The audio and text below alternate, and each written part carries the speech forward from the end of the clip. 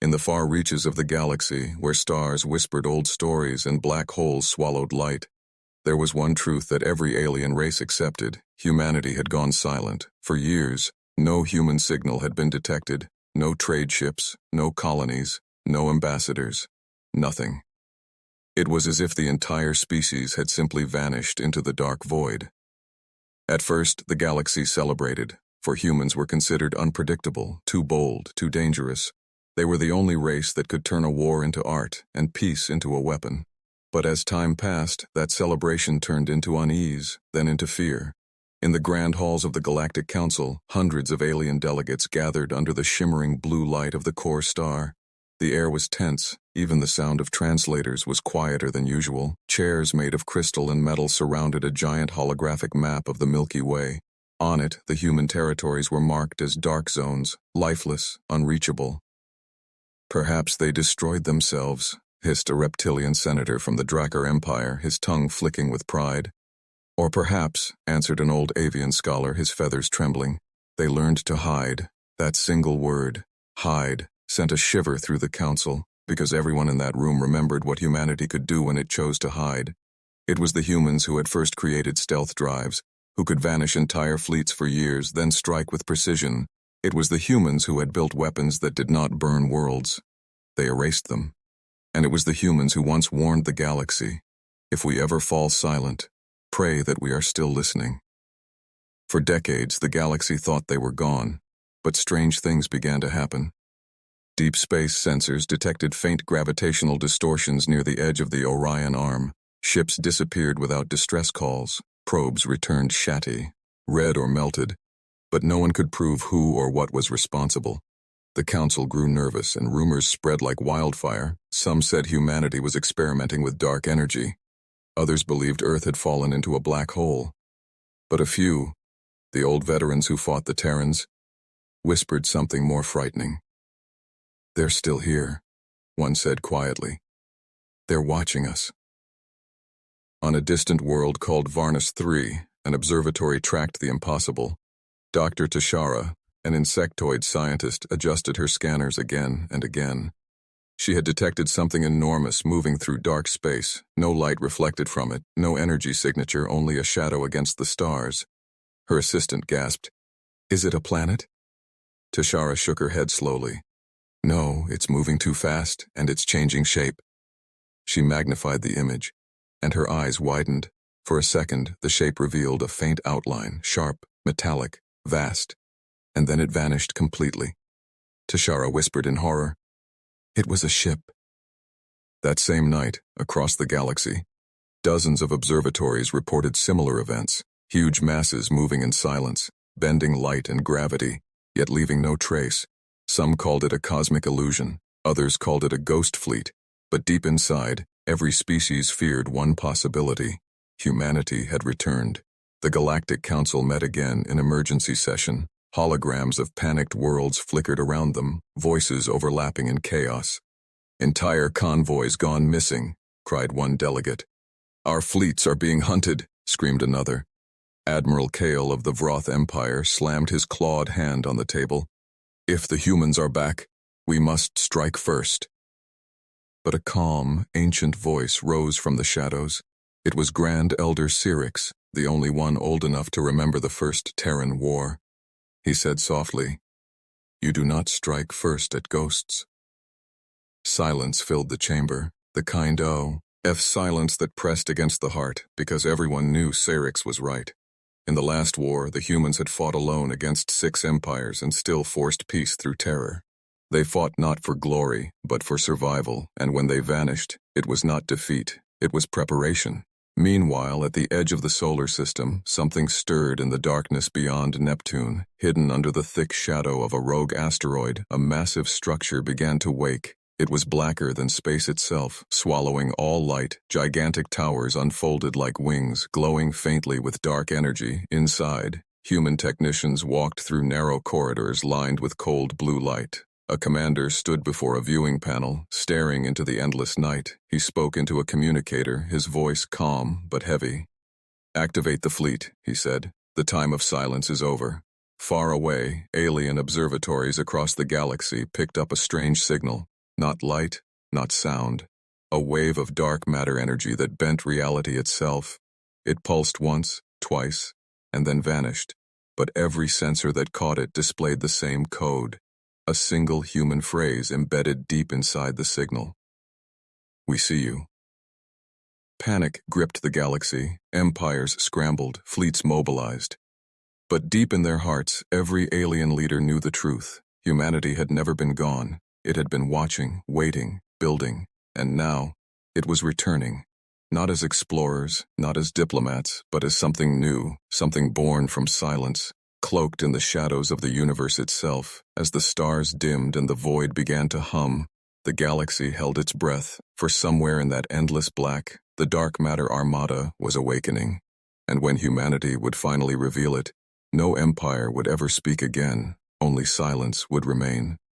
Across the galaxy, panic spread like wildfire. Every world, every empire, every colony spoke of one thing: the humans. The Galactic Council declared a state of emergency, their fleets scanning every corner of known space. But the thing they feared most could not be found. By scanners or probes, it was invisible, silent, and patient. For days, the Council's best minds worked without sleep, trying to understand the mysterious gravitational waves that had shaken half the galaxy. They called it the Black Signal, a pulse of dark matter that twisted space itself, carrying a message that only humans could have written. The words burned into every system it touched. We see you. In a high orbit above the Council's capital world of Cyrith Prime, alien admirals watched the data in disbelief. This frequency should not exist, said Admiral Kale, his voice trembling for the first time in his career. These readings, replied the scientist beside him, they don't come from normal space. It's like the signal came from inside gravity itself.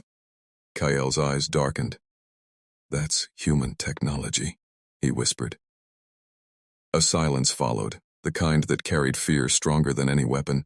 Meanwhile, in the cold edge of the galaxy, at the border between known and dark space, a small scout vessel named Flora drifted near an uncharted void. The crew of insectoid explorers had picked up faint waves of the same dark signal. They tried to trace it, but their navigation screens flickered and failed. Something is distorting space, said the captain. Turn the ship around now. But it was too late. The stars outside began to bend. A huge shadow passed in front of them, blacker than the void itself. The ship's lights dimmed, their instruments died, and for a brief second they saw it. A massive triangular silhouette stretching miles wide. Then, nothing. The Flora was never seen again. When the Council received the last recorded data from the Flora, the chamber fell silent. Only static and a blurred frame remained, showing a glimpse of what looked like an enormous metallic shape moving between dimensions. It cannot be, gasped the Chancellor. It can, replied the avian scholar. Humans are using dark matter as armor. No light can touch it, no radar can see it, it's perfect invisibility. Admiral Kale clenched his claws. If this is true, then the galaxy is finished. On Earth, beneath the frozen crust of Antarctica, the Terran command was alive once more. The dark matter fleet was preparing. Rows upon rows of enormous vessels rested in silence under black hangars. Engines that did not glow but consumed light itself hummed in low rhythm. Commander Sarah Holt, one of humanity's finest strategists, stood before a holographic projection of the galaxy. Our silence is broken, she said, her voice calm. They've seen the signal. The question is, are they ready for what comes next? A nearby officer asked softly, Do we attack? Sarah smiled faintly. No, not yet. Let them feel fear first. Fear is a better teacher than war. In orbit around Mars, the ship Eclipse 1 prepared to depart, its hull shimmered with shifting black patterns, light bending away from it like water around stone. Inside, human pilots sat in silence, their suits connected to neural cores. They could feel the ship as if it was part of them. Captain Vega, said a voice through the comms, command authorized Phase 2. Vega nodded slowly. Understood, engaging shadow protocol. The ship vanished, not by moving faster than light, but by stepping between it, disappearing completely from every known sensor. Back in the council chamber, the delegates argued endlessly. We must form a united front, cried one. Deploy every fleet, every weapon. No, another shouted. If we provoke them, we'll all die. The Chancellor tried to restore order, but chaos ruled the room. Then suddenly, every communication device in the galaxy went dark. Every holoscreen, every channel, every satellite, silent. And then, one by one, they flickered back to life, showing the same thing.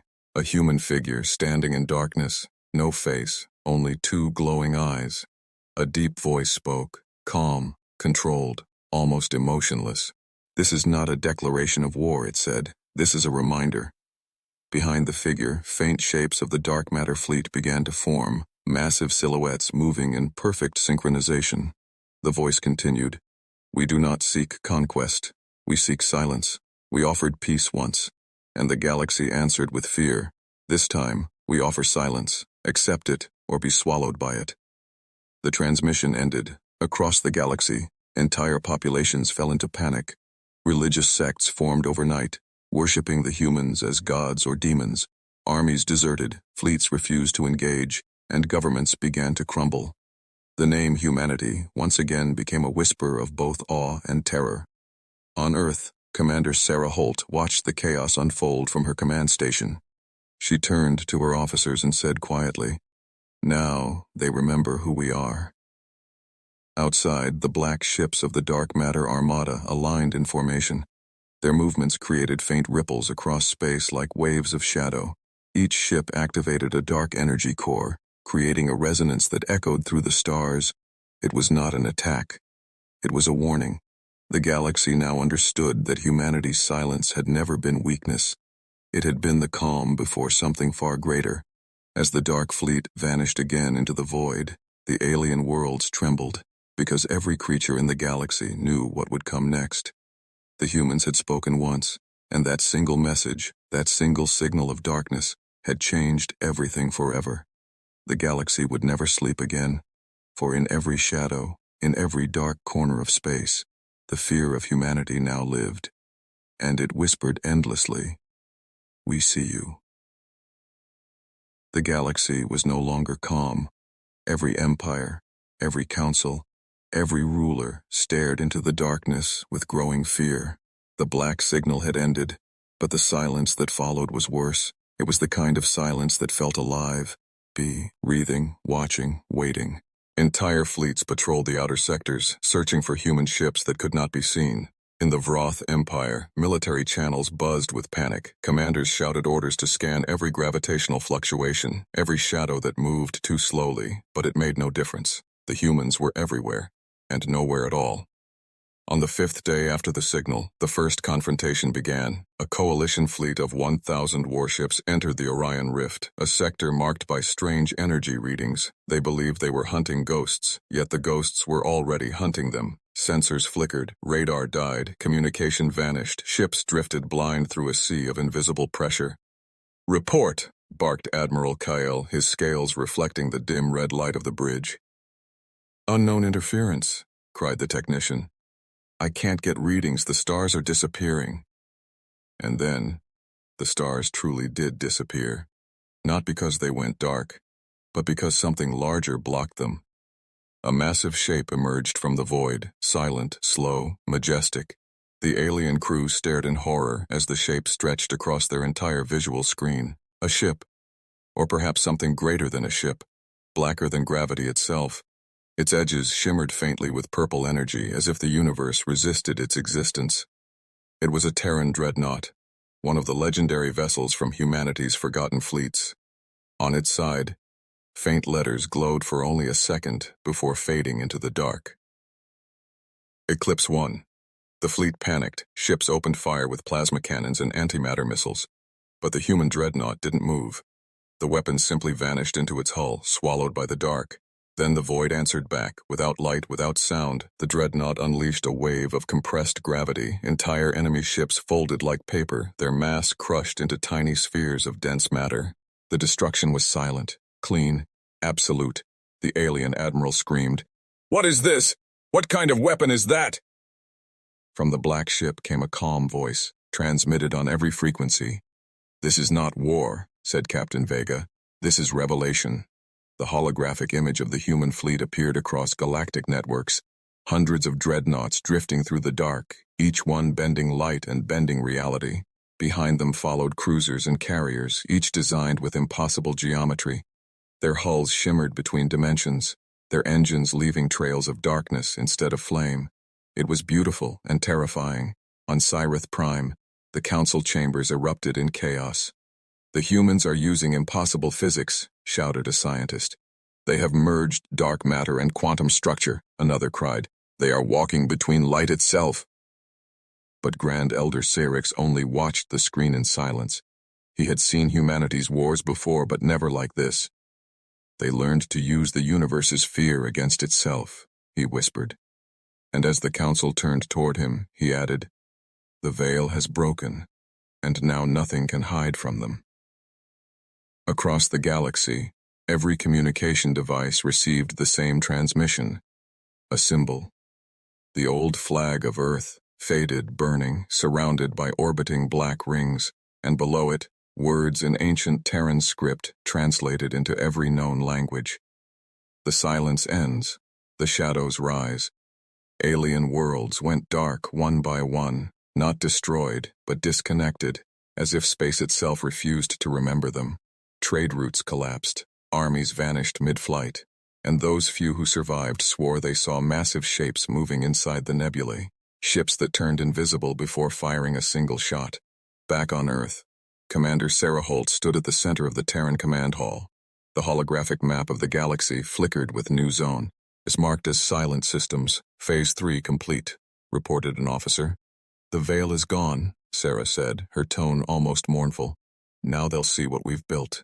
She turned toward the observation deck where massive windows showed Earth's orbit. Thousands of dark ships floated there, silent and unlit, forming the shape of a vast Terran emblem visible only by starlight, every ship linked by gravitational resonance, humming with dark energy that pulsed like a living heartbeat. Sarah looked at the stars and spoke softly. "We asked them for peace. They gave us fear. Now we return that fear to them." Her second-in-command, Captain Reese, hesitated. "And if they surrender?" She smiled faintly. "Then they'll live in silence." Far away, the last surviving ships of Admiral Kale's fleet transmitted a desperate call for help. "Unknown Terran technology, we can't detect them, we can't target them, they—" The transmission cut off mid-sentence, replaced by static and then by a calm human voice.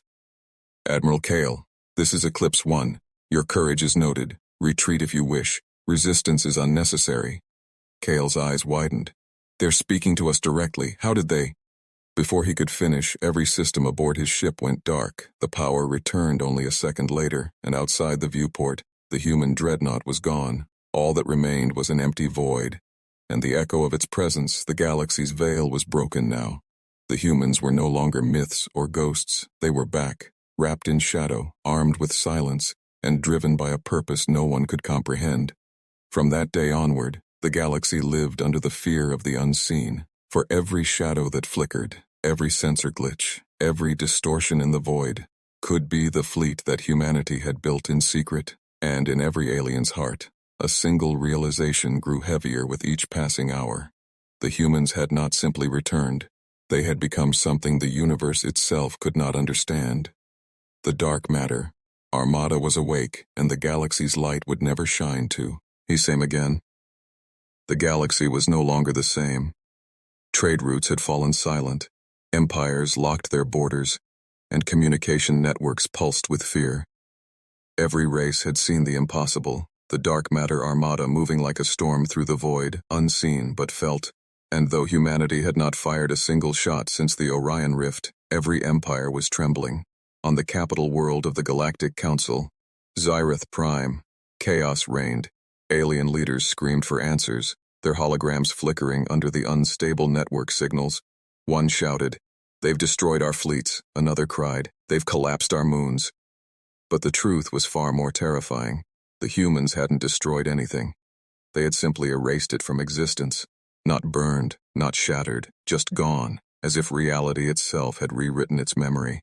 In the council hall, Grand Elder Syrinx stood before the panicked leaders, his ancient eyes glowing softly. "You still do not understand," he said quietly. "They no longer need to fight, they simply decide what exists." The chamber fell into a fearful silence. "Then what do we do?" someone whispered. Cyrix looked up at the holographic map, where vast regions of the galaxy were now marked as black zones. "Pray," he answered, "and hope humanity still remembers mercy." Meanwhile, far from Xyrath Prime, at the edge of the Andromeda Gate, the first demonstration of true human power began. A fleet of alien warships gathered, commanded by the Valrune Dominion, the most powerful military in the galaxy after the Terrans disappeared. They had sworn to stand against Earth to prove that the galaxy still belonged to the Council. As their ships aligned formation, they detected a faint pulse, low, rhythmic, impossible to locate. "What is that noise?" asked the commander. "It's not sound, sir," replied his officer. "It's gravity." Then the stars began to shift, space itself curved, and something vast began to emerge from the dark. It wasn't a single ship, it was hundreds, the Dark Matter Armada surrounding them in silence. The Valrune fleet opened fire, thousands of plasma beams lighting up the void like a newborn sun, but every beam vanished the moment it touched the darkness. The human ships didn't even flinch. Then, one Terran voice echoed through every ship's comms, clear and calm. "This is Commander Sarah Holt of the Terran Dominion." Her voice was steady, her tone neither angry nor kind. "You were warned to remain in your light, yet you came into our shadow. Now, see what silence truly means." Before the aliens could respond, every ship around them began to fade, not explode, not burn, fade. Their hulls turned transparent. Their matter dissolved into drifting dust. Within seconds, an entire fleet of 50,000 warships ceased to exist. The only sound that followed was a deep pulse, a gravitational wave that spread across nearby star systems. Planets trembled, moons cracked, and every living being in that sector felt the weight of something vast passing through space. Back on Earth, the Terran command hall was silent. Dozens of officers watched the real-time holographic feed as the alien fleet vanished. "Target neutralized," said Captain Reese quietly. Sarah Holt stood at the front, hands behind her back, her gaze fixed on the stars. "Don't celebrate," she said softly. "They need to understand, not perish." Her voice carried a strange sorrow, a deep ache beneath the calm. "For centuries they mocked us, hunted us, enslaved our colonies," she continued. "But now, they will remember what fear feels like." Elsewhere, across the galaxy, the ripple of destruction reached alien capitals. Worlds trembled as skies darkened, and space itself flickered like a dying flame. Temples were built overnight to worship the shadow gods, who had risen from the planet called Earth. Children were taught to never speak of light too loudly, for the shadows might hear, and in every council broadcast, a single image appeared without warning.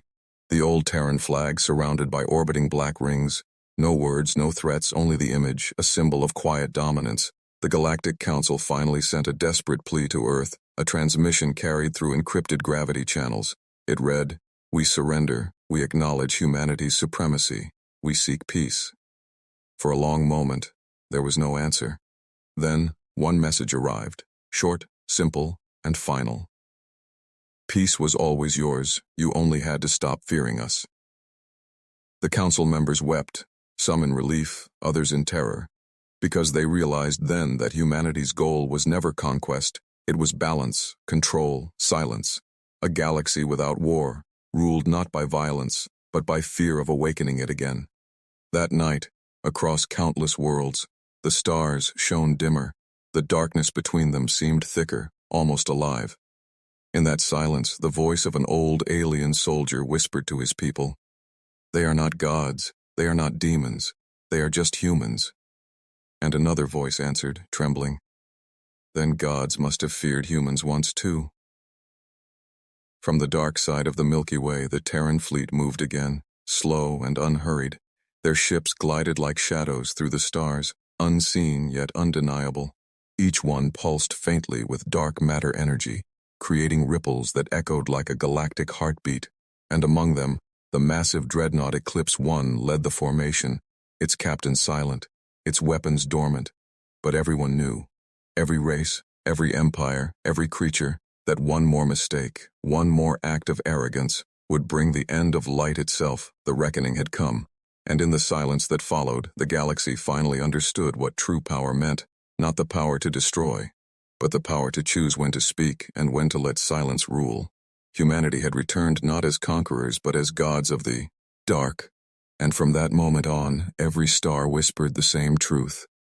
Do not disturb the children of Earth. The galaxy was quiet again, but it was not the peaceful quiet of harmony. It was the heavy quiet of fear and respect. Every empire, every race, every world had seen the Dark Matter Armada move across the stars, and none dared to speak the word war again. For the first time in 10,000 years, the Galactic Council dissolved itself. There was no need for endless debates or false promises of unity. Instead, a single voice now guided the galaxy, calm, distant, and unseen. The voice of Earth. Humanity did not occupy planets. They did not enslave or destroy. They ruled through silence, through presence, through the knowledge that the shadows still listened. On Zyrith Prime, once the heart of galactic politics, the great council halls were empty. Statues of alien heroes stood covered in dust, their stories forgotten. Above the planet, a single Terran satellite orbited endlessly, broadcasting the same quiet message. Peace is maintained. Across the galaxy, ships no longer fired weapons, fleets no longer clashed. Disputes between empires were resolved within hours, not because of trust, but because of fear. Every species knew that somewhere, in the dark between the stars, unseen human ships were watching. If war ever started again, the shadows would return, and silence would follow. On the far side of the Milky Way, in a system unmarked by any chart, lay the Terran Dominion, a vast command structure carved within a dead nebula, invisible to sensors. Here, thousands of human ships rested like sleeping giants, their black hulls faintly glowing with dark energy. Within the core station, Commander Sarah Holt stood before a massive viewing window. Before her stretched the galaxy, glowing like a fragile jewel surrounded by night. Captain Reese approached quietly. "It's done," he said. "The Council has surrendered authority completely." Sarah nodded slowly, her expression eatable. "Do you think they understand?" Reese asked, his voice low. Sarah turned her gaze toward the distant stars. "Understanding is not needed. Peace is." Reese hesitated. "And what of us?" Sarah smiled faintly. "We are the keepers now. Not of power, but of balance." Behind them, giant holographic displays showed regions of space now marked as protected zones. Each one represented a world once touched by human wrath, now left in silence, untouchable.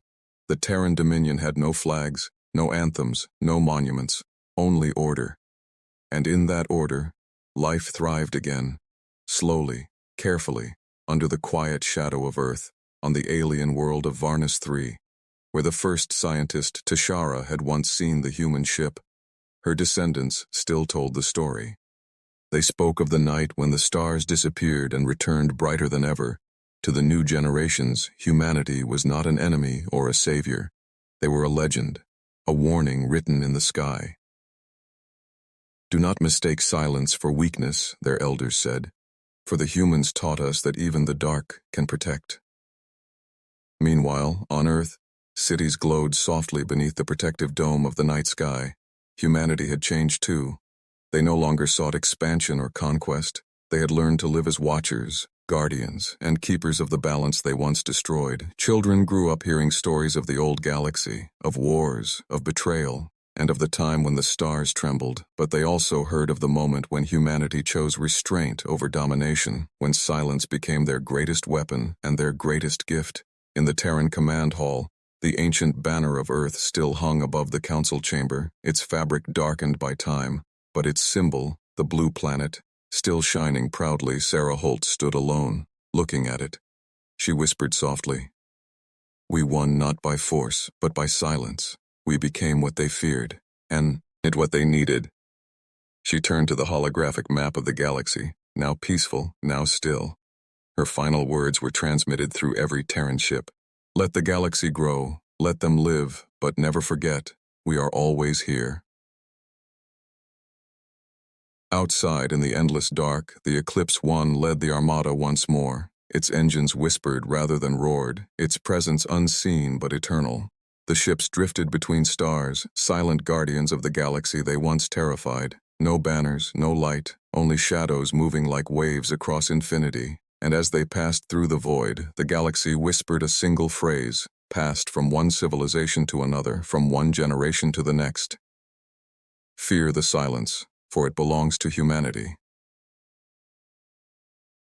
The story of the Dark Matter Armada became the story of balance, of a species once feared, now revered, of humanity, the race that vanished into darkness and returned as its master. Their silence was not emptiness, it was control, patience, and understanding. It was the sound of the universe holding its breath, and so, under the eternal watch of the Terran Dominion, the stars continued to shine, not in defiance, but in harmony. The galaxy belonged to everyone, but peace belonged to humanity, and in the dark, somewhere beyond the edge of sight, the shadows of Earth smiled. The reign of noise was over, the age of silence had begun.